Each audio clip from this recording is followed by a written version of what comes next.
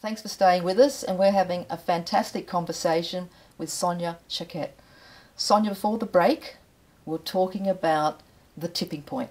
Right. Yep. Now, what I'd love to, before moving back onto that, is talk a little bit about your personal journey, because you've written how many books now? 14. 14. Okay. What number was this one, Diary of a Psychic? That was number 7. Okay. But it should have been the first. Interesting, isn't it, that it wasn't? Well, actually, I had always intended it to be the first, but I put out some other books first and then came around to that, and I think it made sense to me later, but it's the one I think people should start with first. Yeah. Well, saying to you earlier, would love it if every kid around 11, 12 read this. I think so. It's such an easy read, honestly, and if you're fascinated with what we're talking about here, I absolutely recommend getting it. It's one of the easiest read books that I've read. Just talking a little bit about this, one of the things that came out was your mum. Well, And how she... right. You know, people ask me, and have all the time, how did you become so comfortably as connected to your intuition?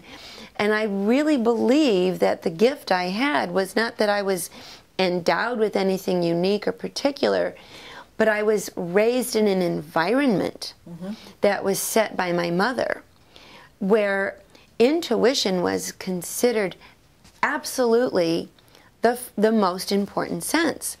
And the reason for that is that when she was a child, she was caught up in the war, World War II.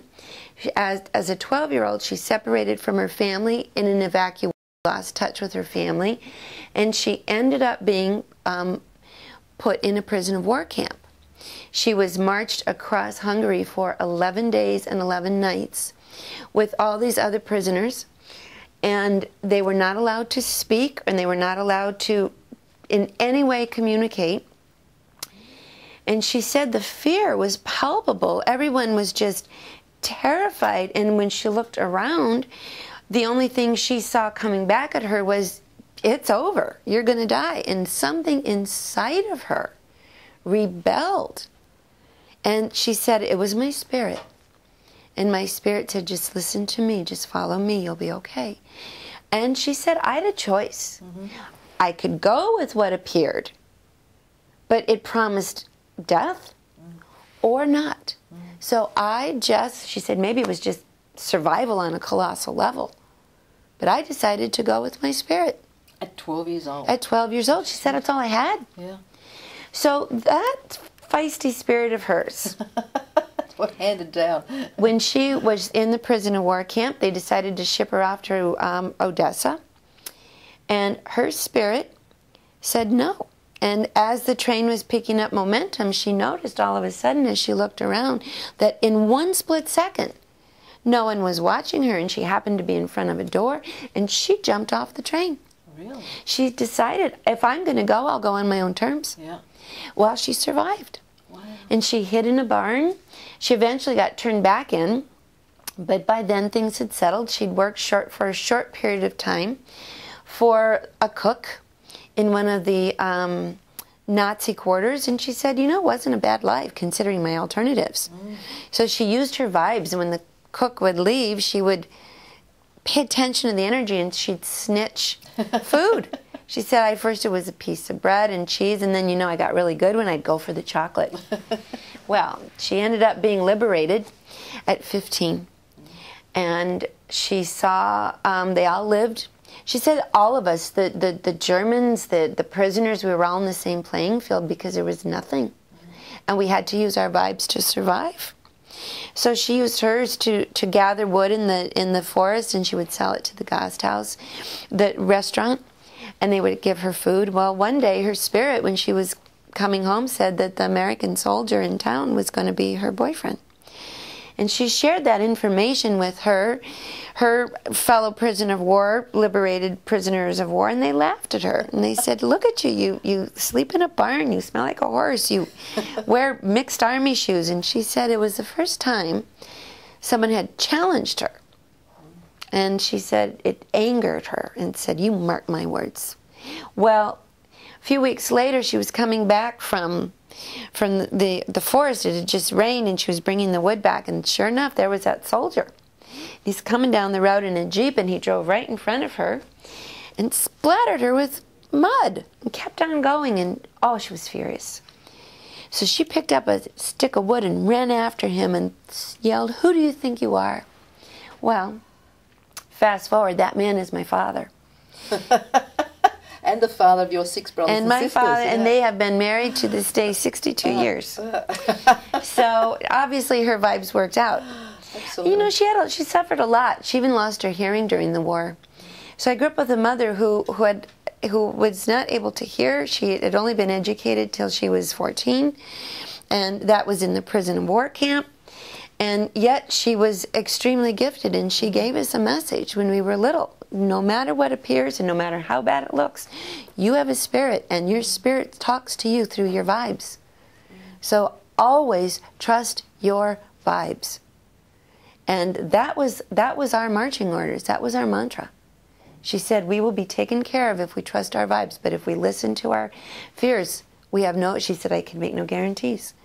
If you trust your vibes, and you know, my life has been very magical, as have the lives of my siblings, and has the lives of my students. It is a universal truth. Well, one of the things that you talk about in the book is that we all have 33, is it? 33 spirit guides. Would you like to share a bit about that with us? Well, people wonder what that's like. You know, spirit guides are those, one person said, was that puppets in the sky telling us what to do? And not at all. First of all, think about the word guide. A guide is a source of support and encouragement. And it's like if you have a coach on the court in a basketball team, he's going to give you tips and suggestions, but he's not going to come out there and take the ball for you. True. Now, as spirit, why wouldn't we be connected to the spirit world? Now, guides for me were very easy to assimilate because I was raised Catholic. And in the Catholic world, we were told that we had angels and saints, and we prayed to the dearly departed. And in my home, we even actually left a chair at the table and set the table every day for whoever might be passing through. So it was normal that if you're in spirit, you would commune with spirit. And the spirit world wants to help. However, guide is not do it for you. And a lot of reasons people don't connect with their guides is because they want their guides to take over and tell them what to do. And that would be robbing you of your free will. So guides are subtle and make suggestions. Guides are not intended to take over, and if that's what you want your guides to do, they can't. But if you're open to suggestion, like I say, how guidable are you? Here's a very quick anecdote to just wonder. One day I was driving to school to pick up my children. They were at preschool. They're 2 and 3 years old. I'm driving to pick them up in a snowstorm in Chicago, and all of a sudden my guide said, turn. So I turned, and I didn't know where I was going. And I'm thinking, this is interesting. My children are waiting for me, but I was told to turn. So I go a few more blocks, and I'm completely open, wondering what's next. And my guide say, turn again. And I turned again. Now I'm 6 blocks away from school and running late, but I'm going with it. And as I come to the corner, and it's a big blizzard coming because we live right off the lake, and that makes snow effect, down the street comes running a little baby in a diaper, completely alone, no socks, no shoes, nothing, by herself. That's when my guide told me to turn. Yes. So I scooped her up, parked my car, and walked with her for 6 more blocks till I found an open door. And I found that the babysitter was watching TV, and she escaped. Now, my kids were waiting for me. Yeah. What would you have done? Exactly what you did. See, now that's where I say, how guidable are you? Because my teachers taught me, and I write about my teachers in Diary of a Psychic, the minute you stop and think about it, you've lost your moment. And to live an intuitive life, you have to be very spontaneous. That's why you have to move, so that you're movable, so that you can go with the flow instead of fight it or intellectually struggle with it, which a lot of people do. in that instance, probably what you did, but maybe not in other instances. There was also, we're just going to go for another break, but there was also an instance that you talking about that reminded me about your dad when he took a different way to work, where your brother... Right. Yeah, we'll chat about that after the Okay. break. It gets even more interesting. See you soon.